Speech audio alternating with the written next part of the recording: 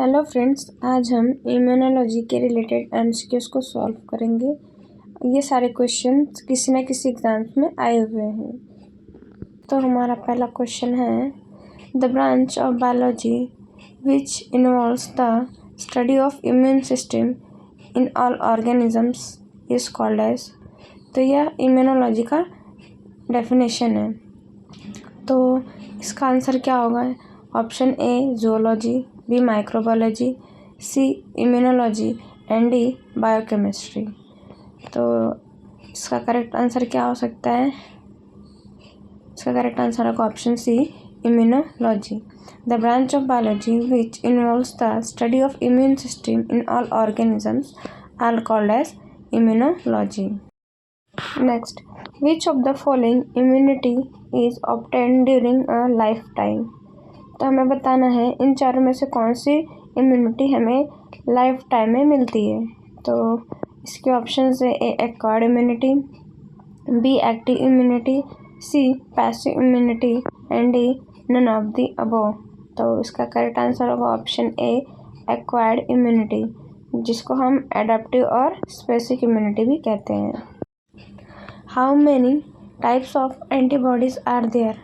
तो इसमें पूछा गया है कि एंटीबॉडीज कितने टाइप्स के हैं। तो हमें पता है कि IgG, IgA, IgM, IgE और IgD ये क्या है? एंटीबॉडीज है। तो कितने टोटल? ये 5 हैं। तो इसका करेक्ट आंसर होगा ऑप्शन ए 5। ये 5 हमारे एंटीबॉडीज हैं, IgG, IgA, IgM, IgE and IgD। इसको ऐसे टाइप भी कहते हैं और इनके फंक्शन और स्ट्रक्चर डिफरेंट है। Next, which of the following cell is involve in cell mediate immunity. तो हमें बताना है कि इसमें से कौन सा सेल सेल इमीडिएट इम्यूनिटी में इन्वॉल्व है। तो इसके ऑप्शन है A leukaemia, B T cells, C mast cell and D thrombocytes. तो इसका करेक्ट आंसर होगा ऑप्शन बी टी सेल्स। तो सेल मेडिएट इम्यूनिटी को हम एडेप्टिव इम्यून रिस्पॉन्स भी कहते हैं। और इसमें क्या होता है कि जो टी लिम्फोसाइट्स होते हैं या इन्फेक्टेड वायरसेस या बैक्टीरिया जो भी रहेगा उनको टारगेट करके उनको क्लियर कर देते हैं। Next, which of the following protects our body against disease causing pathogens. तो इसमें पूछा गया है कि इन चारों में से कौन सा जो सिस्टम है हमारे बॉडी को प्रोटेक्ट करता है पैथोजन से। तो इसके ऑप्शन है A respiratory system, B immune system, C digestive system and D cardiac system.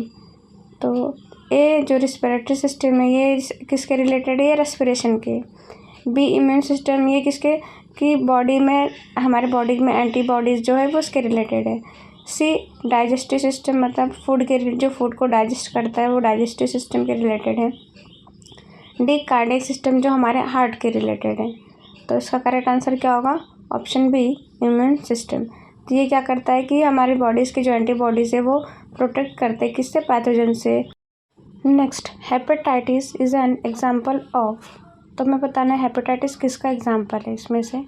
Option A subunit vaccine, B killer vaccine, C toxoid vaccine and D recombinant vaccine. तो क्या ये option D होगा इसका answer, recombinant vaccine. So recombinant vaccine है या किससे बनाया जाता है? रिकॉम्बिनेंट DNA टेक्नोलॉजी के थ्रू बनाया जाता है इसको।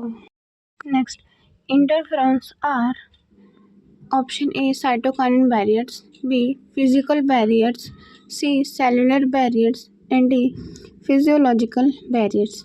तो हमें बताना है कि इंटरफेरेंस इसमें से क्या है। तो इसका करेक्ट आंसर होगा ऑप्शन ए साइटोकाइनिन बैरियर।